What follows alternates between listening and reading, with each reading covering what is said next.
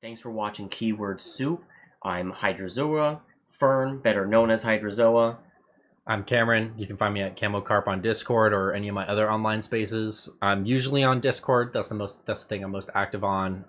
If you find me on Spell Table, you know you're playing against Niv. You know some of the secrets. You're gonna know a lot by the end of today's video. You're gonna know a lot about Niv and hopefully a little bit about cEDH because this was supposed to help me and also our audience. Yeah, we went into depth on quite a few. We're gonna go into depth on quite a few things. Like my mindset and like going into tournaments, what I plan on doing, and how my list works, how to shut down some other lists that are super popular right now. Talked about your tournament experience, which I think will help, and also what you're doing to prep, and like how it can bleed into casual, and like how like a lot of my lists are super optimized when they're pushing the limits of each bracket. And if you like blue, we're going to have a lot of blue counter spells flying across the screen halfway or so through the video. I'm going to give you some tech. All right. Thank you so much for watching. Yeah. Keyword Soup with Hydrozoa, Jonny, and Sunami. Today, Sunami and Jonny are at their day jobs, and my day job canceled. I had a rug pull happen to me today. I woke up at like 6, jumped online, and I saw that there was a sub-assignment, a need. I took it. And I'm getting ready, going through the routine. I open my phone again, and it's canceled. I'm like, oh, damn. That's rough. So I was like, well, at least I can do chores or something. Try to, silver lining it. Try to stay positive. So that's part of the reason why we're here doing this recording midweek. Very different. I'm usually with, like, the guys on, like, Sunday afternoon, Monday afternoon. Try to edit it, be done, record it, edit it, and post it by Friday. Just to get to know you as a player more, and then more of your cEDH experience, how long have you been playing Magic the Gathering? So I started playing Magic the Gathering around when Lord of the Rings or March of the Machine came out, which is, I think, 2.5 years ago, 3 years, somewhere around there. Lord of the Rings was 2023? Yeah. I started towards the back end of COVID, because essentially how it started was me and my friend, we would just go over to his house, hang out, talk, sometimes play some video games, whatever. And, I was in college, he was working. So whenever we had time, we would just get together and do something. And then one day I kind of showed up when he invited me over, and he was like, hey, I wanted you to try this game with me. It's called Magic the Gathering. And I'd seen him play it in high school. I'd kind of played it a little bit one time. And I never really paid attention. Didn't click at first. And then I was playing this time, and he handed me this pre-con, and he was essentially playing, by today's standards, a bracket 4. And against your pre-con?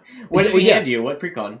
It was the food pre-con from Lord of the Rings. So Sam and Frodo? Yeah. Frodo and Sam? Yeah, and whatever way you're supposed to. I'm just like, I'm over there making foods, and I'm like, oh, life game's so good. Ooh, this guy's a 9/9. And I have 100 life! And then they hit you for 21. Oh, no. I didn't even get to that point because turn 1 Mana Crypt 2 games in a row was rough, to say the least. Oh, man. It was like land, turn 1 Mana Crypt into, like, tapping the Mana Crypt into a Signet, tapping the 2 lands into another Signet, and he's playing Wooburg Omnath that discounts all of your spells by 3 mana pips. This is where I edit in, you're the little kid playing on the carpet or the picnic blanket, the big muscular Omnath is right there, like, watching. Well, no, mine is like, I was thinking of, like, it's the mom holding up the one child. Oh, yes. And then I'm like drowning right in front of him. That one too, yeah. Yeah, the bigger picture is like you're drowning there, and there's like a kid at the bottom of the ocean with the that was my introduction to Magic, and I'm a super competitive person. Yeah. So it still records, it's just that the screen goes dark every few seconds. Yeah. Every 10-ish minutes. Yeah, so I'm like a super competitive person. So I was like, I'm not gonna lose like that again. So is that what happened? That's your origin story? Yeah. Your villain story? Okay, so the 90% of the backstory behind my decks is they were originally built to beat my friend's deck in a 1v1. And then I started going in. That's why mine are so oppressive until you remove it. Do you still play with that guy? Yeah. Is he up at the LGS? He shows up rarely because his work hours make it to where he Is he someone I would know? You've played against him maybe once. I know Sue's played against him. Okay.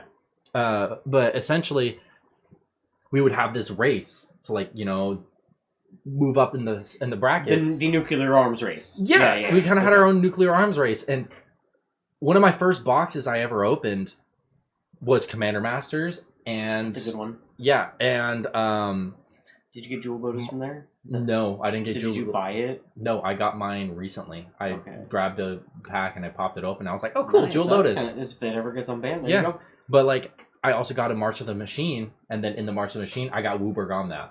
Oh, so my first deck was a Wooburg Omnath.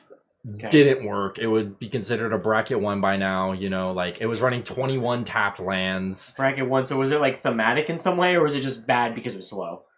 It was super slow. The only thematic was I just put in all the rares and mythics and quote unquote good cards. Stuff from my box. Yeah, it was all the One stuff. Of those. It was 5-color slot box. Yeah, I was just saying. Yeah. And then from the Commander Masters box, I got Mono Green Omnath, who's now known as the Mean Green Jelly Bean. Yeah.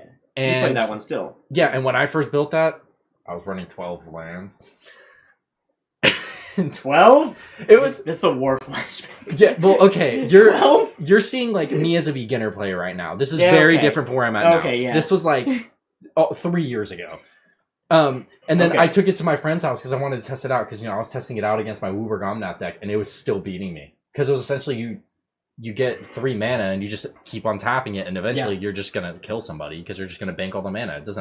That's with my mindset. Yeah. And then eventually I played against him with it and then I was like, yo, I don't have any lands in this hand. And he's like, I'm basically going to mold a 0. And he's like, you still haven't seen a land? And I'm like, no. And he's like, how many lands are you running? I'm like, I don't know. And he's like, here, let me look through it. So he looks through it and he's like, you're running 12 lands. Oh my god. And the moment where like someone else counts and finds out for you, that is so embarrassing. I think I would be like, all right, I'm gonna go home. Well, no, he brought out his bulk. And did he just give you a bunch of forests or whatever? He gave me a bunch of forests and he helped me like kind of build the deck a bit, but it's way different now than what he helped me build it into. Yeah. Because now Omnath is like, you know, turn 2 he's down, turn 3 he's swinging for 8. Yeah, it's a pretty good bracket 4 now, right? It's hard for it to hang in bracket 4. Oh, okay. What are you running it in then? It's a really high bracket 3 or a super low bracket 4. It's like a bracket 4 just because of the game changers, kind of like what you guys. That's kind of like both of my bracket 4 decks. They're both bracket 4s just because of the game changers, really. And then that's when I built my Angels deck. It was it started out as Boros Angels. It was Gisela at the commander. It was kind of, you know, it was kind of equipment related, and then eventually turned into just put in all the stacks pieces. You know, you're not touching me. You can't remove my stuff. It's inevitable. I'm gonna win eventually. Yeah. And then I got the Dinosaur Precon. Okay. I still have a lot of the remnants from it, but I've gotten rid of a lot of the more expensive cards. Is that Gishath, Pantlaza? What is it? It was that Pantlaza. Pantlaza, okay. And I had a lot of fun with it at the beginning, but eventually it was just the same thing, you know? It's just dinosaur and more dinosaur and more dinosaur. And then I built Goblins. And then Goblins was the same thing. It's just tap Cranko, tap Cranko, tap Cranko, swing for 50. Right. And then I was like, yo, my Angel deck, you know, it could do a little better with black.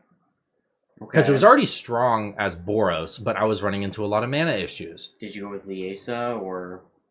No, I chose Kalia. Oh, okay. You went all the way. Yeah, it was still pretty good. It was still Angel Tribal. Yeah, but it was splash of black. You know. Yeah. I don't have to pay the mana cost, so now instead of you having Avacyn hitting the board turn 7, she's hitting the board turn 4. Yeah. Mm-hmm. That definitely didn't rub people the wrong way. Okay. What about how did you then transition to cEDH? What drew you to cEDH? So it really started when I first built Niv. Niv, by today's standards, was like a bracket 3, semi-control, semi-spell slingers, a bunch of like pingers whenever I interact, and I had a lot of counter spells in there. And it was like no ramp pieces at all. Pretty different. And like people hated playing against it. Already? Yeah. I mean, they're all like, Niv's on board, we have to kill it. And I'm like, I'm not gonna. Well, I mean, that's still factual. Even if it's in bracket 3. I know, but then eventually it was just like, I'm not gonna let you kill my commander. I'm gonna start putting in the free counter spells. Yes. And then it turned into a bracket 4. This was all before the bracket system. Okay, yeah. When it hit this level, and every time I sat down with Niv, everybody was bringing at my old play group. They don't really show up as much now because, you know, they've either moved away or they've got jobs that take up our time when we usually play Magic. But they would all bring out their strongest decks, and it would basically be a race. Do I get the curiosity first, or do they beat me up first? I've been there. I can relate. And like all of these little niche interactions are really what built. But I was really like, you know, everybody already hates this. And then around this time, I started watching Play to Win. Okay. And I was really intrigued. I was like, this is a whole new side of Magic. Yeah. Like you had like the light bulb moment. Yeah, and then also like my competitive fire fired up. Okay. I was like, I want to be able to compete at these tables. I want to be able to win at these tables. So now that you felt that drive, you've been drawn to cEDH. What exactly you already had Niv? So like, was that the decision? Like, I'm gonna be Niv? Because you could have maybe like expanded if you wanted. I mean, yes, but at this moment, my strongest deck was Niv. So that was basically and like Niv was already. So the backstory on Niv was he was one of the first boxes I ever opened. Yeah. And so you opened the Parun? Yes. Yeah, from like, what is that, remastered or? Ravnica remastered. Ignore it. He's a very beautiful boy. Hey, actually, what I'm gonna do is let me take a picture of him, and I'll throw a picture of him up because it shows up better when I do that. Yeah, but essentially, you know, everybody already hated playing against him. Everybody, and you know, he was super oppressive, and I was like, hey, I might as well, you know, bump it up and try it out. And like my first attempt at doing a homebrew cEDH deck did not go well. I'll tell you that. I love the bow. The bow is the cherry on top. Yeah. But it did not go well. I was on all the wrong lines. I was thinking I need to be on Breach. I need to be on Brain Freeze. I need to be on all this other junk. And whereas now I don't run any of those. That doesn't really staples. Work with what you want to do, though. Yeah. I could see the problem. Yeah, I don't run. You want to explain like how you got to? So you got away from those and into like Counterspell Tribal or whatever. Yeah. So I was looking at Niv primer lists online because I was like, you know, my deck's not performing how I want it to. I was only running like you want to win only the free counter spells and then like some of the 1 mana ones, you know, and not even like anything like Disrupting Shoal. I'd never heard of that before. I wasn't running Mental Misstep. I was like, you know, I was just like, okay, I'm gonna run Breach, I'm gonna run Brave Freeze and all this, and I'm gonna run Jace. You were playing a Planeswalker? Yeah, the Jace that is essentially a Thoracle. I was running Thoracle. Yes. Okay. I was running all of these like just bad cards in Niv. You can't really, Thoracle's not really, unless you're also running the other line, the Brain Freeze and mill yourself out line. That just extra steps. Yeah, and I just eventually was like, I was just like, this deck isn't performing. I'm gonna go to the Niv cEDH. Look at the primer and see what I'm doing. And I saw a Discord link. Yeah. So I joined that Discord, and I've been talking there. And this was all about I have a question about that too. That's a good follow-up. Okay. This is about like a year and a half ago.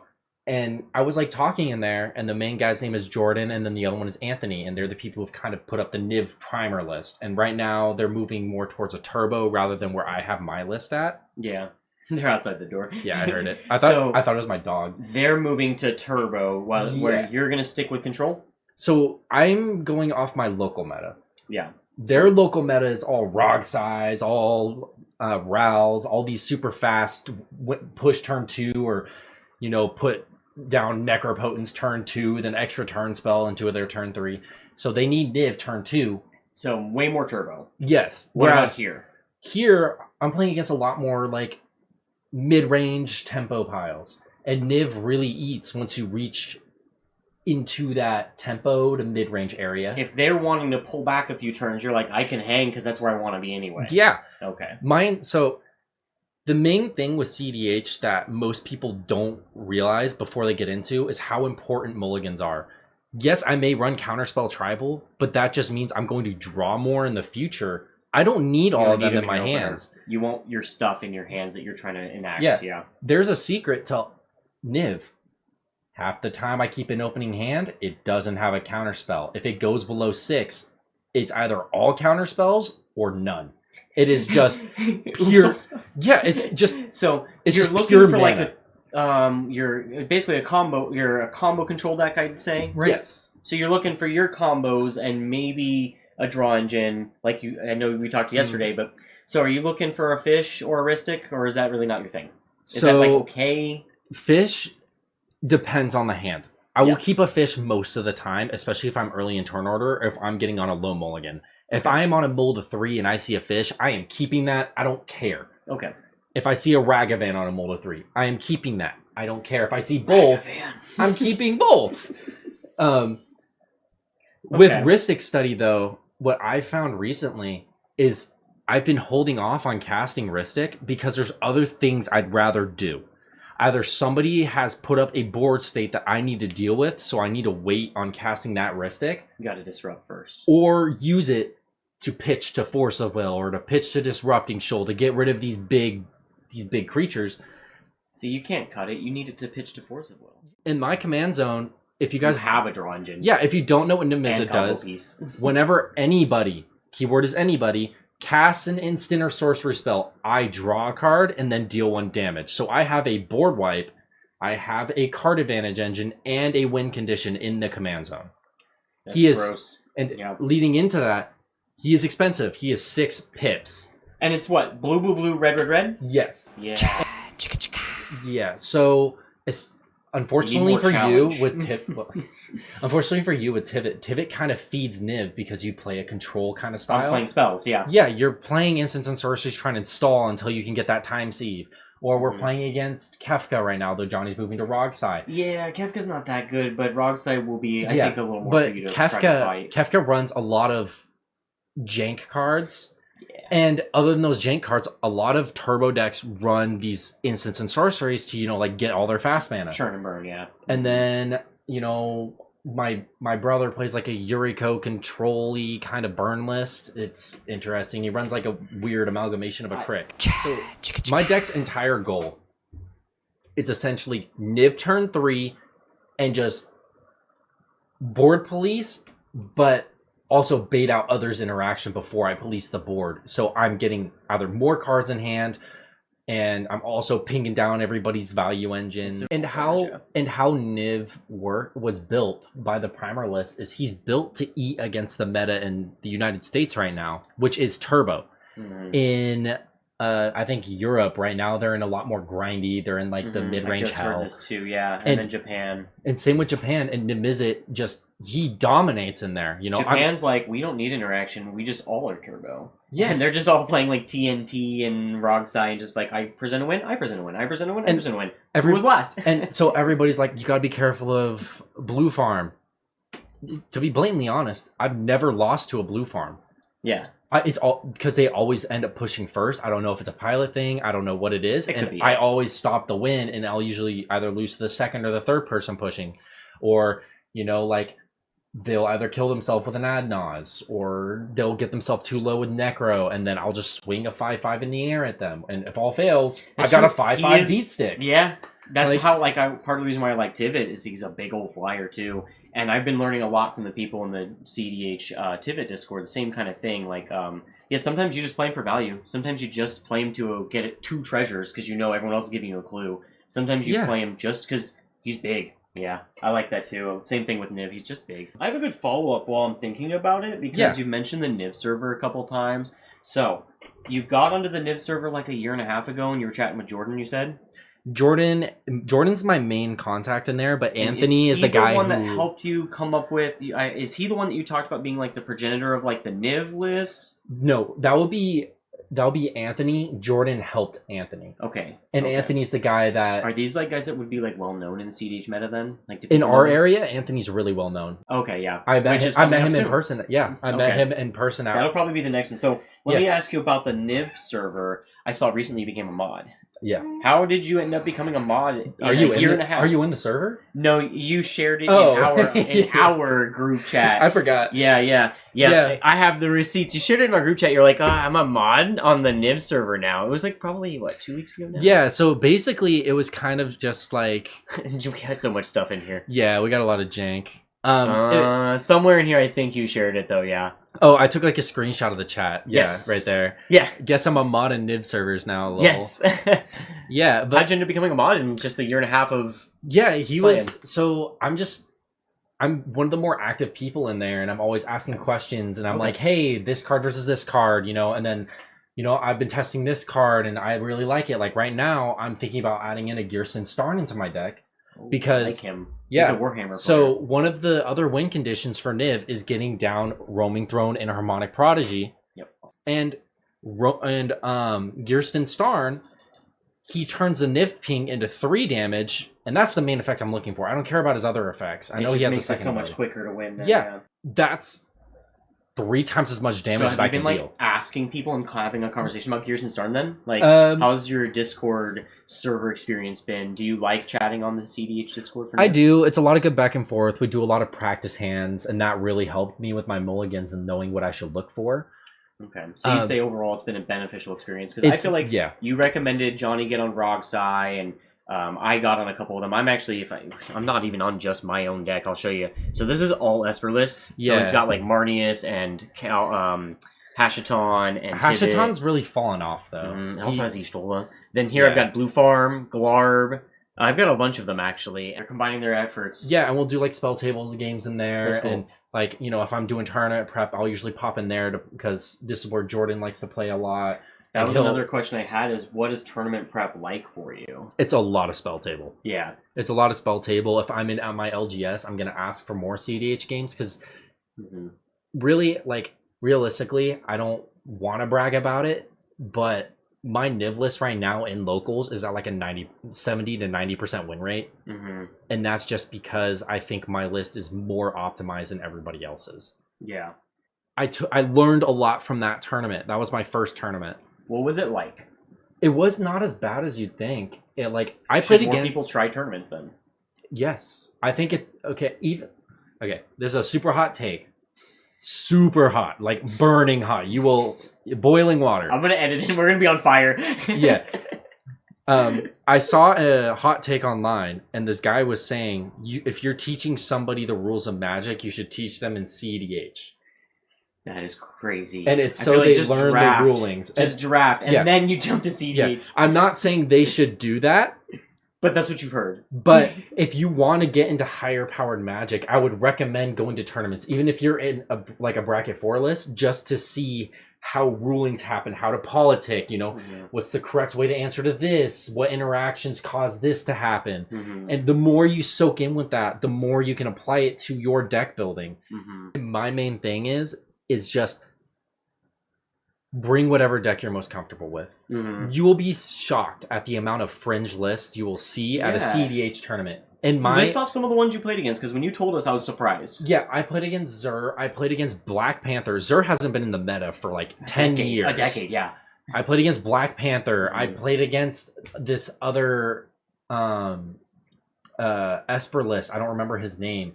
But it was 2 Esper lists. One was the Zur and one was the other one. And it was basically just them putting all the stacks pieces down. And I was just like, I can only play a Force of Will. Yeah. That's all I got. What about Garuda or whatever? I've played against... So my very first game was against Garuda. And this was super unfortunate because in that pod, it was 2 people that were in Anthony's LGS home pod. So they knew your deck.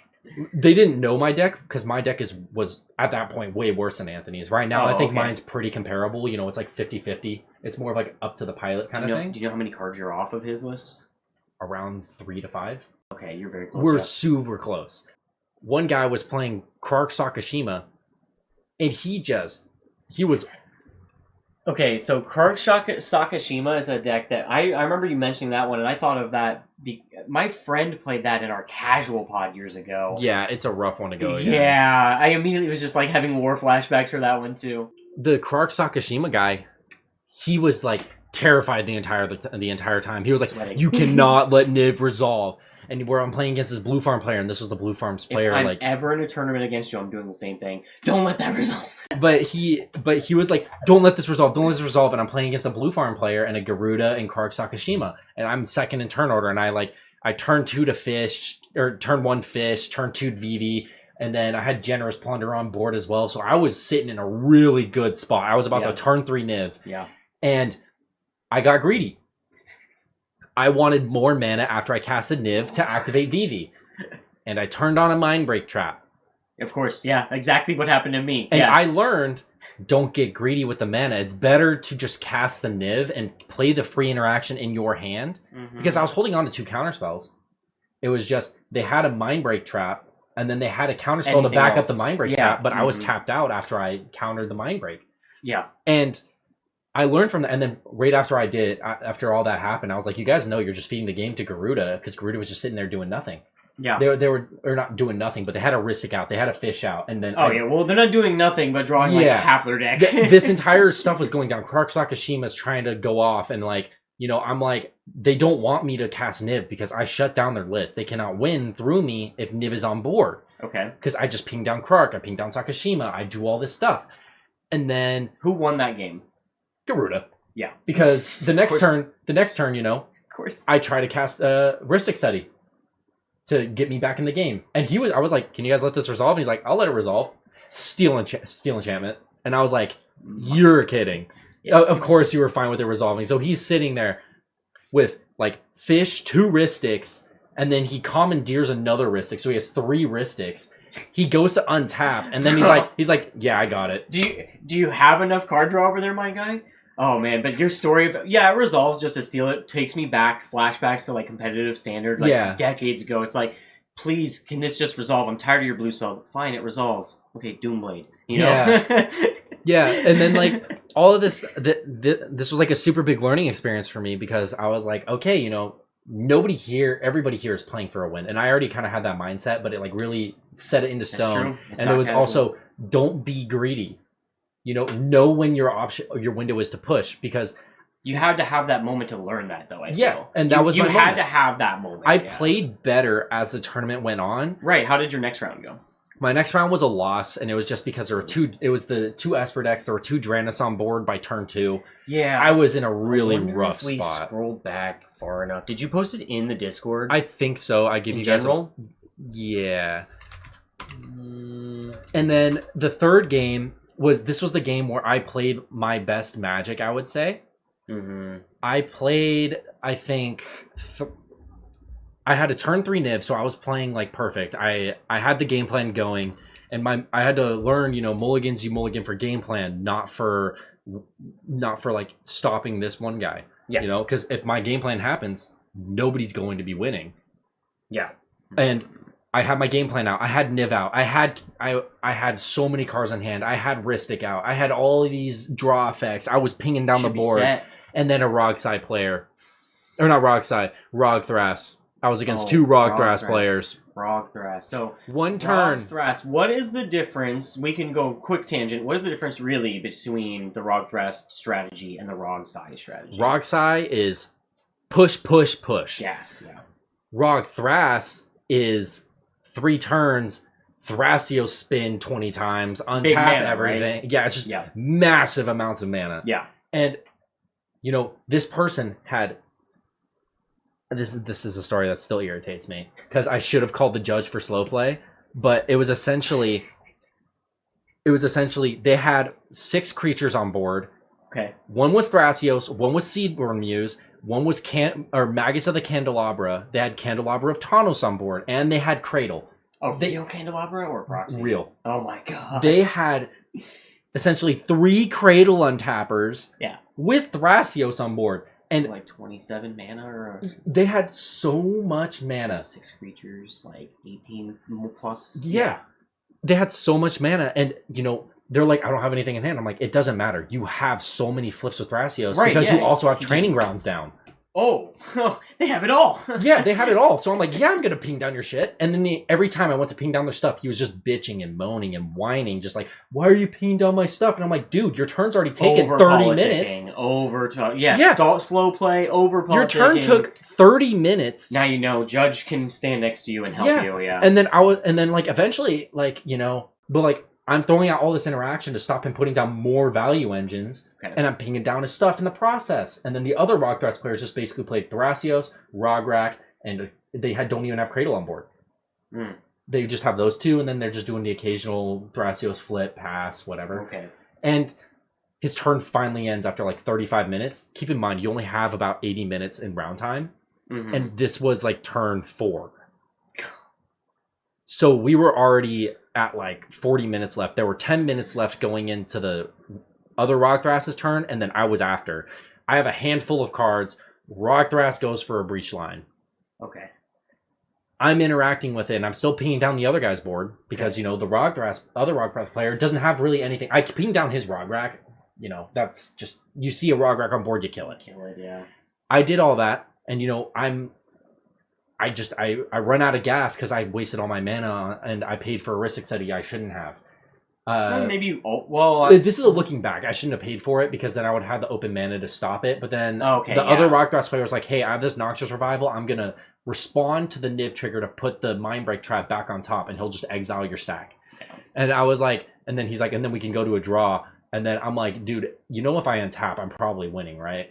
And then he's like, yeah, but I can drag this on. And I'm like, this is why I was pinging down your board, and you just admitted to slow play. But it was my first tournament, and I didn't want to be the guy to call over a judge for slow play. But going back on it, a feel bad moment. And I talked in the Niv Discord about it, and they were both like, yeah, he was slow playing. Even Anthony, who was there, he was watching, and he was like, yeah, he was slow playing. Yeah, he was and like every Thrasios trigger, it was I'm gonna look. 5 seconds later, looks at hand, looks again, looks at hand. If they have to look more than once, they're dragging. Yeah, and then looks at board. And then looks again, puts it on bottom, and then looks at top, and then reveals it. And then, yeah, that's basically what it was, and that's why his turn took so long. So now I have a deep-seated hatred for Rog Thras. But the game ended with a draw. Okay. My next game, I played against, like, a bunch of fringe lists. There was Winota, there was the Black Panther I mentioned, and then there was a Kinnan list. I didn't win the game, but Kinnan didn't do anything. Oh, okay. I feel like he could be a bad It was like... You. I was put in a really bad situation. I was basically king making. Oh no. There was basically a situation where Winota was put on the stack, and I was given what sounded like a good deal, but in hindsight it wasn't. It was, you can choose whatever I get off the Winota. And it was basically just everything was a hit. You know, like there was no bad choice. It was eventually just turned into infinite combats. There was a Drannith on board, so I couldn't get Nib down. I need him. I need a Drannith. There was all this stuff, and you know, I could have Force of Willed it. I showed I had the Force of Will, and I was playing against one of my friends from my old play groups who now goes to the shop that's a town north of us. Yeah, further up. And his name's Kevin, and Kevin was kind of just like, don't feel bad about it, man. You're put in a really bad spot.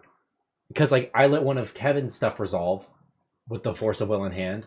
Trying to be nice? Yeah, I was trying to be nice. Well, not really just being nice. It was just, I wanted to counter a win. I didn't want to counter a value piece. Like, I wanted to counter... You wait till someone puts a win on the stack. Yeah. And then you're like, okay, I have an answer now. And then the Winota, I was in the same situation. I'm like, hey, I let his resolve, like... Mm-hmm. You know, like, if I counter yours, you know, that's me king making him. And if I let yours resolve, that's king making you. And at least you're giving me an option to choose. And there was no bad options for me to choose from. Everything was just good. And that's when I realized you never let Winota resolve. So I ended up losing that game to Winota. It almost went to time. We almost went to a draw, but Winota ended up pulling through. And then my last game, everything was perfect. You know, I had Niv out turn 3, I had Curiosity in hand. I had a Red Blast in hand. I had everything. Mm-hmm. And I was in first seed 2, and I like turn 1 fish. It's like the Vince McMahon. Everything is just looking so good. Everything was so good. Kefka was played turn 2 or turn 3, and I completely blinked that Kefka was on the field. And the person next to me cast a Kinnan. I Red Blast the Kinnan, forgetting Kefka's on the field, and the only card left in my hand is Curiosity. Oh, no. So I Red Blast the Kinnan, and the Kinnan player didn't say it, but they had nothing in hand. It was literally a Kinnan and pass, and if they would have said that, I would have been like... They could have politicked and yeah, maybe... I was like, why aren't you... After the game, I asked, why aren't you politicking? He's like, you know, I didn't score any points in this tournament. I didn't really care. Yeah. And then it goes over to the Kefka, and as soon as it goes to Kefka's turn, I see Kefka on the board, and I was like, no. I was like, I messed up. Like, I remember, like, when I drew the Red Blast, I was like, this is for Kefka. And then the Kinnan... No, it's instinct for me. I see a Kinnan, I kill Kinnan. And... Oh, that's perfect. Neuron activation. Yeah, it was literally neuron activation. And then you... It was literally just Kinnan on the stack. Red Blast. Yeah. Oh, that's so funny. And then Kefka swung, and I'm like, I discard Curiosity. And I have no cards in hand. That was your cards. Yeah. And I discard the Curiosity, and at this point, people's life totals were low enough to where if I untapped on my turn, I'm winning. Yeah. By just casting Curiosity and swinging at somebody. And lo and behold, they were like 1 red mana off. They just needed a gamble. They cast a gamble. They won the 1 in 20. The 1 in 20. Okay. Yeah, and they got their mana piece. Yeah. And they won. Closed it out. Yeah. And like after the game, I was like, that was the best chance I had of winning, other than the one slow play game. I should have won that game, and that's how I ended it, with just a huge gaping mistake. So in the end of the day, you ended with like 0-2-1. It was 0-4-1 or something like that. Oh, okay. It was not a very good. This was before my list is where it's at now. If I were to show up with my current list, I feel like I would have won a lot of those games. At least a couple. Yeah. You I probably could have made top 16. You only need to win like 2 and then get a bunch of draws. As far as I understand it, from how because I used to do a lot of, it was standard and modern, admittedly, but like I understand mostly how the brackets and match OGW, no opponent game wins, and all that works. Yeah. All you really need to do in a tournament, depending on the size for cEDH, is get like 2 wins in a lot of these, and then just politic and draw the rest of the day. Yeah. Which it sounds like you got a lot of really good experience, and you could probably win some next time. This next tournament, I'm feeling a lot better about going into. Perfect. You know, my next question: when is your next tournament? So my next tournament is in April. Let me find the exact I can post they've got a flyer for it, right? Yeah, like the last one did. It should be going up soon. I can just send you the top deck link. That too, yeah, I could put that up, yeah. Find tournaments. Maybe we can get some more people who find this to show up. Yeah. That'd be cool. So, Cosmic Crown Championship 2, the Crown Strikes Back. Oh, they moved it back. Oh. It's now in July 4th. It was going to be in April.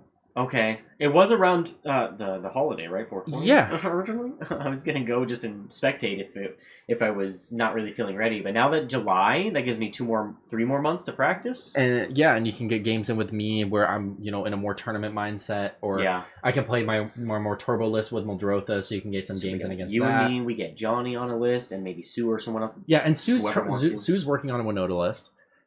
But yeah, it's going to be July 4th. 2026 to July 5th.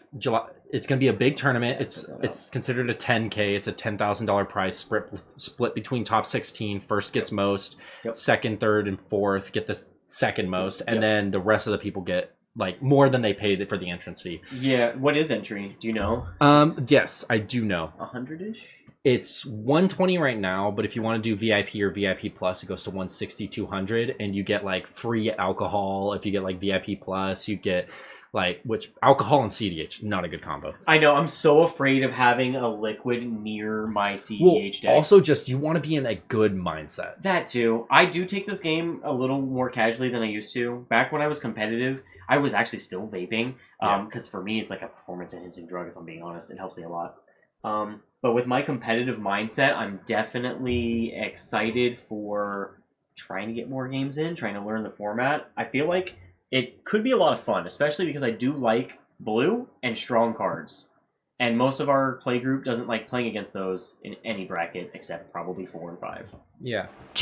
So this one will be actually like next week's episode. I have extra time, and since I'm going to probably be doing like Tristan's interview tomorrow, I'll have a couple padded, so I'll be good for a little bit until we need to do like Strixhaven set review.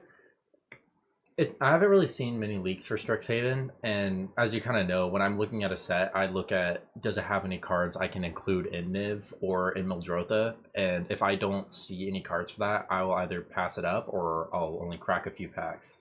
Okay, and so the requirements for you then would be basically, is it cEDH playable or Fringe, like bracket 4 playable? Yeah, because so like 1 and 2 mana spells, or like really crazy strong ones if they're like 4 or more. Yeah, or like some niche interaction with my decks. Okay. Like a lot of my decks have really weird interactions. Like they go past suspend counters on Lotus Bloom, so I can essentially get a Black Lotus on the field for 2 mana, or other effects similar to that, where a lot of people in casual don't really know those interactions. Yeah. And that's definitely something that you're bringing into the group lately, is like us having stack battles. I think that's the main thing that I've kind of brought to the group, or at least the first few times I came. It was more of just, like, I'm going to counter your spell. Okay, it gets countered. There was no real fight back. That's what I was used to. I would like have 2 or 3 spells ready to be like counter, and I have backup. There was never a need for the backup. Yeah, and then now you're here. And then now that I'm here and I'm playing either spells you have to counter and waste it to bait it, or I am holding up interaction that you can't just counter with another counter spell. Things like Flusterstorm or other interaction cards like a Deflecting Swat where I can redirect it to another one of your counters. The one that you and I both run, and even though I'm familiar with the spell that gets me the most, is a Mindbreak Trap. When you rip me with a Mindbreak Trap, I'm always like, I walked right into that every time. I'll kind of bait it out too. Where like, if I have my you'll be counting, you'll be waiting for that extra third spell to throw in. Not even that. I'll sometimes throw an extra interaction piece there to throw you off on when it's like seems like I'm trying to hit a choke point. Especially when I'm playing like Niv, because Niv is control. You know, I've got the backup pieces in hand, but I want you to either get rid of that interaction in your hand so I can either push or build my board even more, or it'll be so I can activate Mindbreak Trap because you'll have to cast another spell in order to, you know, make your turn, or you just pass, you know, and then I'm just, you know, I technically won that exchange. Right, yeah, and with Mindbreak Trap, it's like a lot of people have to consciously limit themselves to 1 or 2 spells, so that way they're not at risk. And then even then, if they're at like 2 spells, you could throw something in there to try to get it. And that's bled into my casual decks, where now all of my stuff is like super optimized mana curve, or if it's not super low on mana curve, it's either a win condition, or it's just like something where everybody needs to deal with. Right. And you are the threat. And usually when I'm sitting down in my pod, or even at the other pods I play with at our LGS, you know, it's basically a 3v1, even if I'm playing in the same bracket, but that's just because of how my decks are built. Like super low mana curve, lots of 1, 2, and 3 drops. Yep.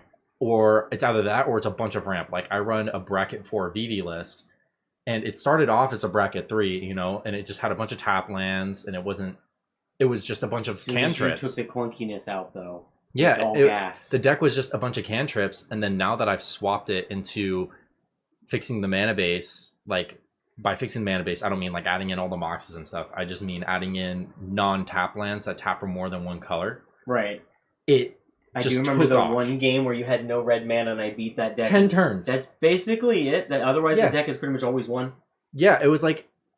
It was a wake-up call, because for like 3 games in a row, I got screwed with 1 color of mana, and I was like, I'm going to go fix it. And then as soon as I fixed it, the deck was just churning, and it was like turn 5, turn 6 win, and then took out a few of the janky cards that I was always discarding or that I was never casting and put in new ones. Right, yeah. And then now it's just sitting where, like, I think the past 3 games that I played with it, I've either showed a win on turn 4, or I've actually won the game turn 5, turn 6 through either infinite bounces with not Hullbreaker Horror, but that works too, with Tidespout Tyrant, with Soul Ring, and any other mana rock, and you just ping everybody down, or infinite mana with... It's crazy to think that every time you play Soul Ring, it triggers Vivi. It's just crazy that they made the card like that. Like, Vivi's should have been like maybe instants or sorceries, or not free to activate, or I feel there's like, so many problems with that card. So yeah, but I feel like they didn't do instants and sorceries because it would have just been another Niv.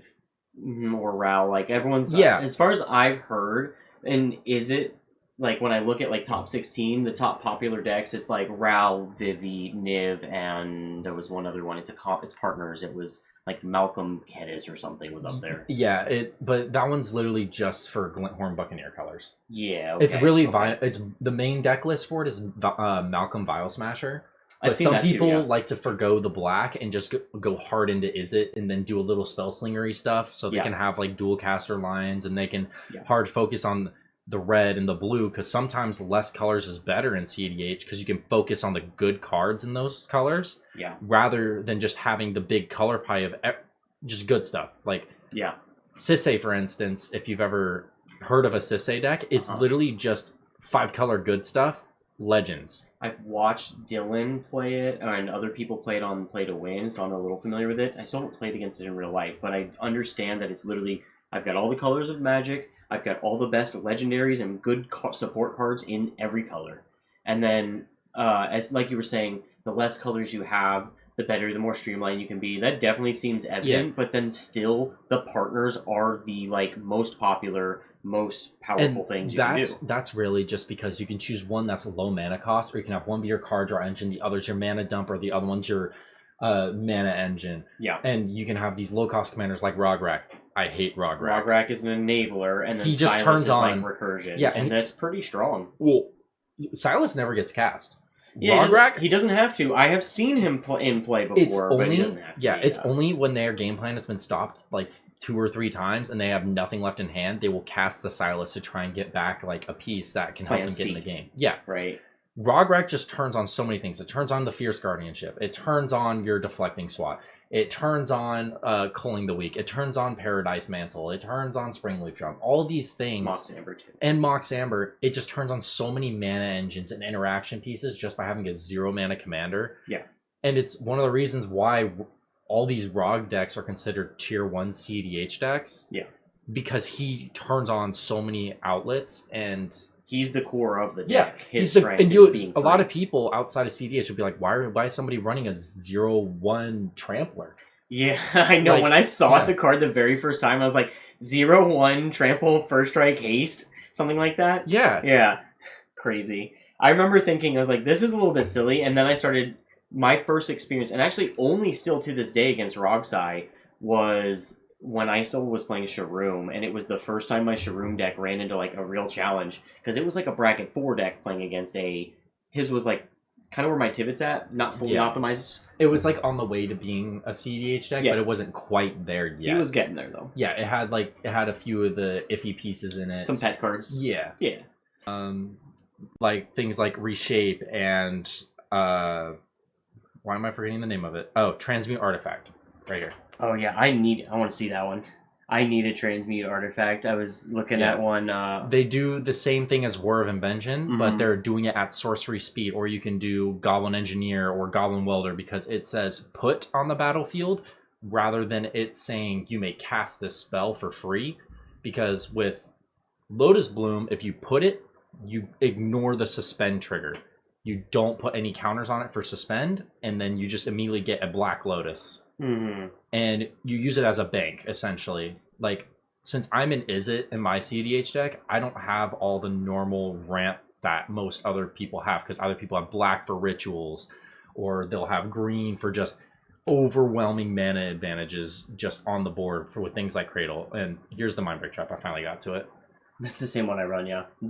If an opponent were to cast 3 or more spells, you may pay 0 for it. And how it works is essentially you exile every spell on the stack you want exiled. And if you don't understand really what that means, it's essentially... Getting around uncounterable. Yeah, it gets around uncounterable because it's not an actual counter spell, but it does the same thing. The spell does not resolve, and it gets exiled. Which is strong. And yes, very strong, especially against graveyard decks where they'll use the push again.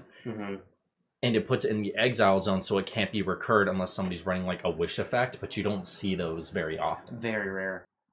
So this is Editor Fern from the future here. I wasn't sure. I didn't correct Cam on this in the moment because I wasn't sure 100%. So I looked it up afterwards, and as far as I understand it, you cannot get cards that are exiled with wish effects, like wish spells. I don't know if they've updated this, but I thought that they just don't function in Commander, which is what I was reading online. Yeah, wish spells don't function in Commander.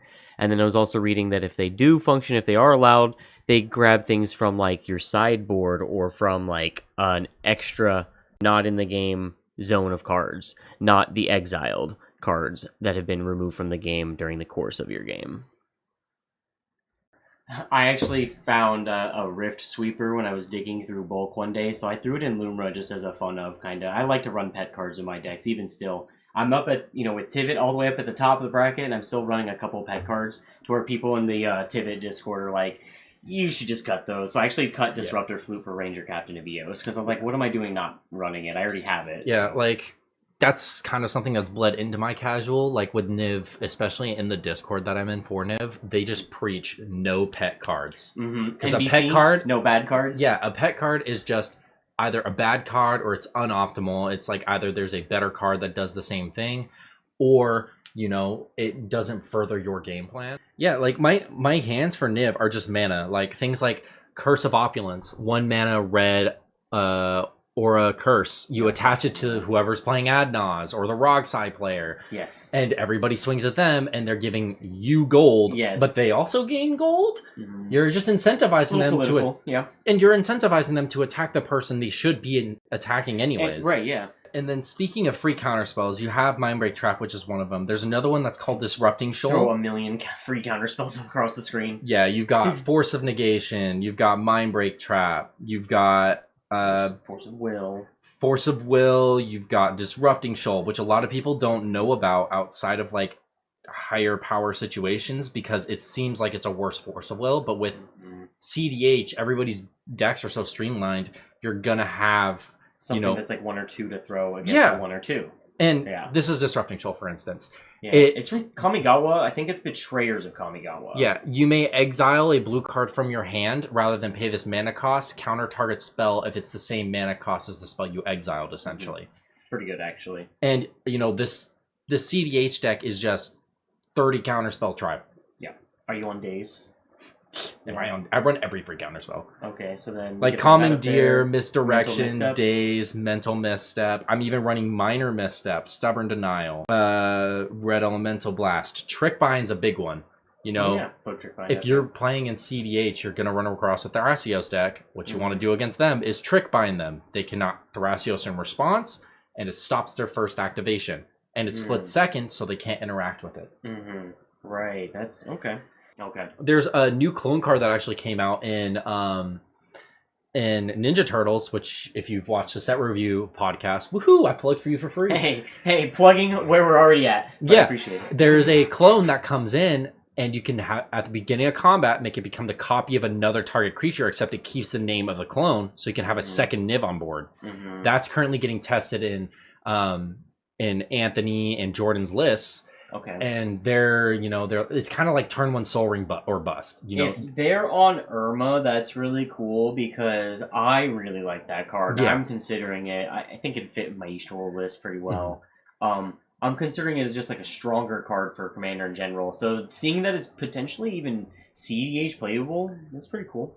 There's like also a lot of niche cards in Niv. Like you don't see a lot of Curse of Opulences, and when people begin to play against that other Niv, artifact you played earlier, showed earlier, Jeweled Amulet. Jeweled Amulet. I don't see that a lot. So it's 1 mana, tap, put a charge counter on it, and you can the next turn when it untaps, you can remove a charge counter from it, and it adds the mana of the mana color that you did to tap it. Yeah. So store Niv is essentially a bunch of banks. You have a bunch of mana banks like Pentad Prism.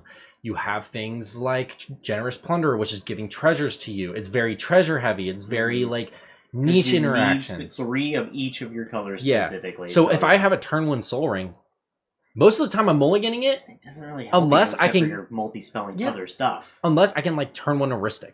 Yeah. I don't even run Ancient Tomb. Yeah, that makes sense. I dropped Ancient Tomb. That makes sense. I could totally understand it, yeah. Spellskite is super important.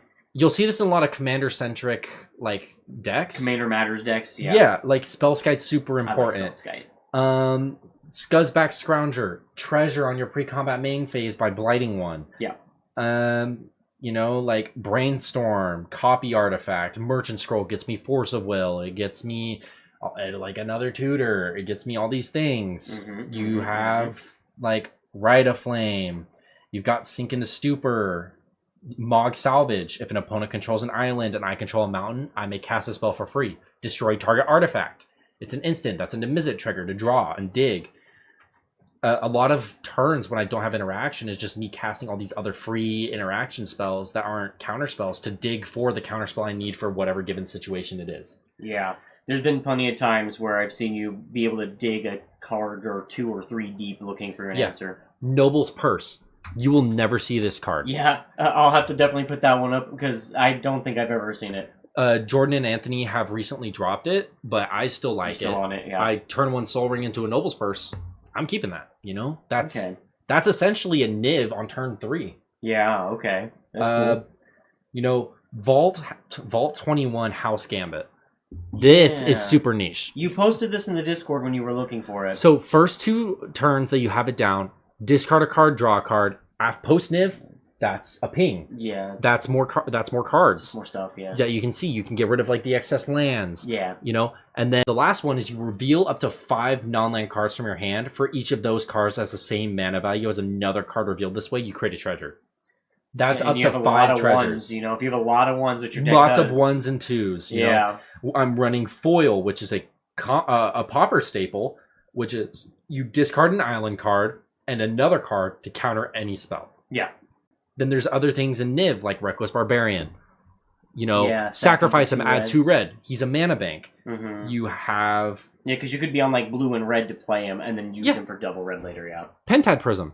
Yeah. Remove a charge counter, add 1 mana of any color. Sunburst, it enters with a counter for each color of mana you use to cast it. Offer, I've talked about that. Mm-hmm. Wan Shi Tong, some games it's just banging. Other games it's terrible.